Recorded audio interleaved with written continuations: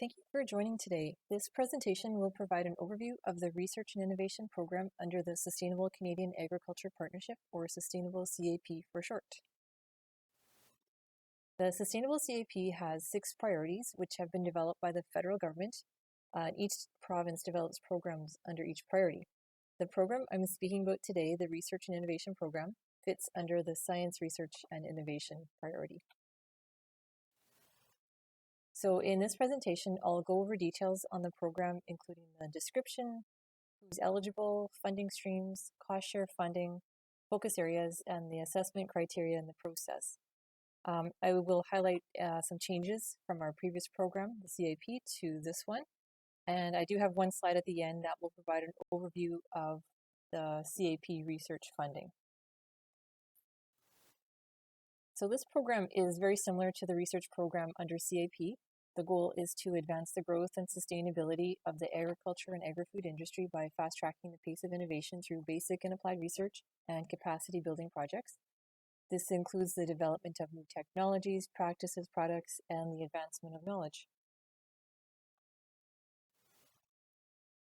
This program is open for both nonprofit and for-profit groups, including agro-processors, indigenous groups, industry organizations, primary producers, research institutions, service providers, and the project length is up to 3 years. There are 2 funding streams under this program, basic and applied, which is basic research projects that are looking for solutions for specific problems, and capacity funding stream is for the purchase of equipment over $10,000 and training of staff on that equipment only. If you want to purchase equipment and do a research project using that equipment, you would select both streams on our form. The cost share funding has changed quite a bit from CAP. We used to have a 50-50 cost share for all clients, so no matter the cost. However, since in-kind is no longer eligible, I'll go into that later, these new cost shares are intended to help smaller groups who may not have as much matching cash available. So for clients who are applying for basic and applied funding with no IP or confidentiality requested, the cost share for the first $100,000 is 70-30 government applicant. For the next $100,000 and above, the cost share switches to 60-40. If IP or confidentiality is requested, the cost share is 50-50 no matter what the project cost. And the cost share for capacity building projects is also 50-50. So here's a list of eligible expenses that you can request for your research project. It includes PST, incremental salaries, wages, benefits for any staff or students you hire, subcontracted services, professional fees, knowledge transfer activities, facility and equipment rentals, materials and supplies, travel expenses, and this is related to both research travel or related to knowledge transfer. And we'd like to only cover costs that are occurring within North America. The overhead has been increased from 8% to 10%. And of course, you can purchase capital equipment and related training. I do have 2 slides with ineligible expenses. There is a more comprehensive list in the program guide online. But this includes GST.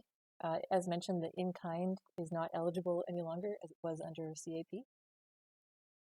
Principal, investigator, applicant, and co-applicant salaries, wages, and benefits. Any expenses incurred before or after the dates listing in your contribution agreement. Any expenses not required for the execution of the research project. Normal operating expenses. Spare parts not used for part of the project. Any compensation to government employees. Multi-use items, and this is a very common question we get, and if you do have questions about this one, please contact us. Examples are computers, printers, phones, cameras, batteries, trucks, clothing, footwear. Any new additions to existing buildings or facilities. The purchase of land, buildings, and facilities. Purchase of typical farm equipment like tractors and combines and their accessories and attachments. Normal, current, or ongoing maintenance expenses. Establishing a commercial operation. Registration fees and travel expenses associated with principal investigators, where when the project involves a highly qualified personnel such as a master's, PhD, or postdoc, we would like to pay for them to travel and go to a conference rather than the principal investigator. And of course, any other expense deemed ineligible by the program administrator. The stacking refers to the maximum amount of funding an applicant can receive from all sources of government funding towards approved expenses. So the limit for both nonprofit is the limit for both nonprofit is 100% for both funding streams, and the limit for for-profit groups is 100% for basic and applied projects, and 75% for capacity building funding stream. Under CAP, the stacking limit used to be 75% for nonprofit and 50% for capital building. So the limits have been loosened up a bit, again, to help out the smaller groups due to the in-kind being removed from the eligible expenses.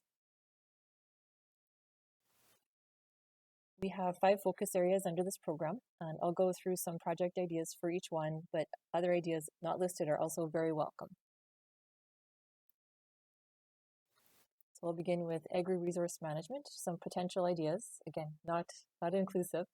Water quality and water use efficiency in production and processing technologies and practices, management of sensitive soils, assessment of practices that enhance carbon sequestration, evaluation and new BMP development for ecological goods and services, decision support tools for sustainable resource use, such as climate-smart decision support tools and metrics.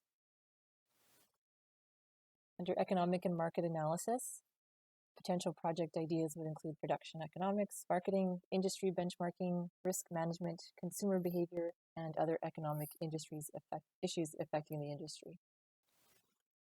Under grain innovation and crop production, plant genomics and breeding, assessment of existing or alternative crop production practices, evaluation of new technologies and practices such as precision agriculture, digitization, and robotics, sustainable plant protein production and innovation, designing and evaluating climate-smart crop production strategies, detection, assessment, management of diseases and pests of crops, exploring innovative solutions to emerging threats in crop production, understanding and inclusion of Indigenous and traditional agriculture knowledge in crop production. Under livestock production, assessment of existing or alternative practices for environmentally sound and economically viable livestock production, sustainable animal protein production, climate-smart livestock production strategies, feed and forage production, management and utilization, animal genomics and breeding, detection, assessment, and management of livestock diseases and pests, BMPs related to animal welfare and animal disposal, evaluating new technologies and practices, and innovative solutions to emerging threats. Under processing and value added, identification of sustainable processing technologies and packaging, improving food manufacturing processing approaches to increase process efficiencies or reduce water use, use of co-products and byproducts in food and non-food applications, development of novel ingredients and identification of their food product applications, innovation in food product development, including indigenous and novel foods, alternative protein sources, precision fermentation, identification of personalized nutrition strategies, utilizing nutrigenetics, nutrigenomics, and other related technologies, and innovative approaches to incorporate traditional knowledge related to food and new technologies across the value chain. So the applications will be assessed according to the following 6 criteria: scientific merit and originality, research approach and methodology, communication plan and knowledge transfer, and here we do like to see industry involvement if possible.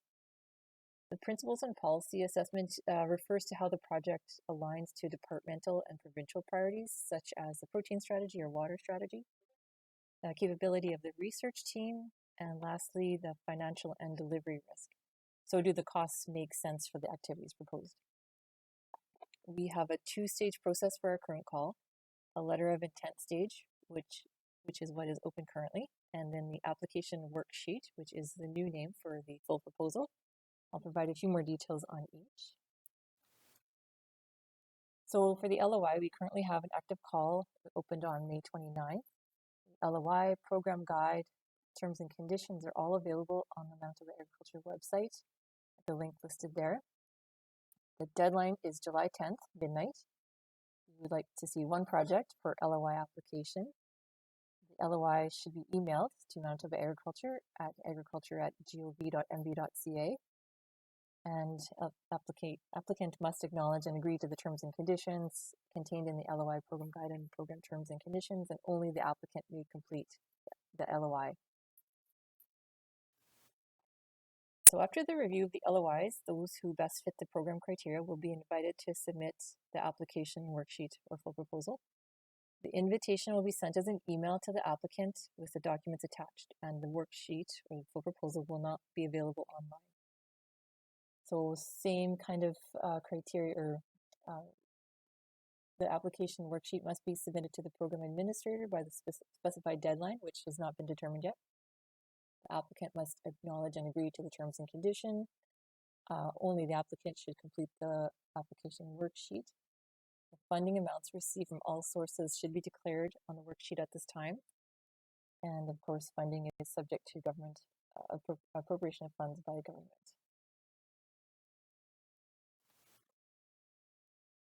So this slide shows the approximate timeline for the process. So the call opened on May 29th with a deadline of July 10th.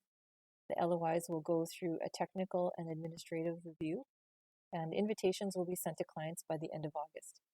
I should mention that those not invited will also receive a notice at this time, and it will be an email as well. The full application deadline will be in October, and the review process for the full proposals should be completed by December. We then need to complete the internal approval process with the goal of notifying clients by February if their project has been approved. So this again will be through an email process, and all applicants will receive notification at the same time. If they're approved or not approved, you should likely get notification on the same day. So this slide just shows kind of the main differences between CAP and sustainable CAP. So the we no longer have in-kind as eligible expense. The overhead is increased from 8 to 10%. The cost share varies. Well, it was before it was 50-50, and the stacking has been loosened up a bit, increasing from 75 to 100% for nonprofit and 50% to 75% for profit for the capital focus area, capital building focus area.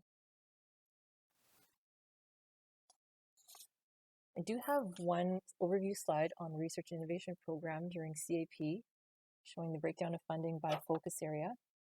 So overall, $25.4 million were allocated to 160 projects, with the bulk of the funding focused on grain innovation and crop production projects, which you can see by the large green pie shape.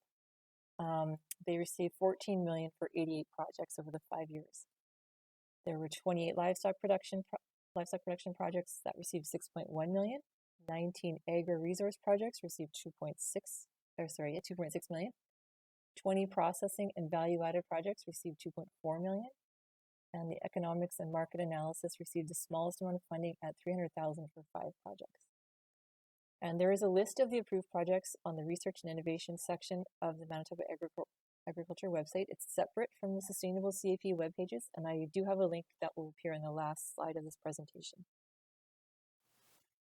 And before I end and take questions, I just wanted to introduce our Research and Innovation section staff. Baba is our manager, and there are 4 specialists, each with a different area of expertise. Chami's area is crops, Dagmara is food processing and value-added, Gadahan is livestock production, and my area is agri-ecosystems.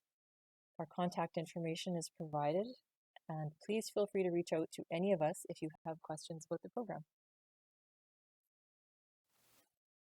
So this is the last slide, and I just wanted to point out, if you do have questions, you can also call the 1-800 number, or you can email the agriculture@gov.mb.ca address. All the emails will be triaged and sent to us if it's related to the research program.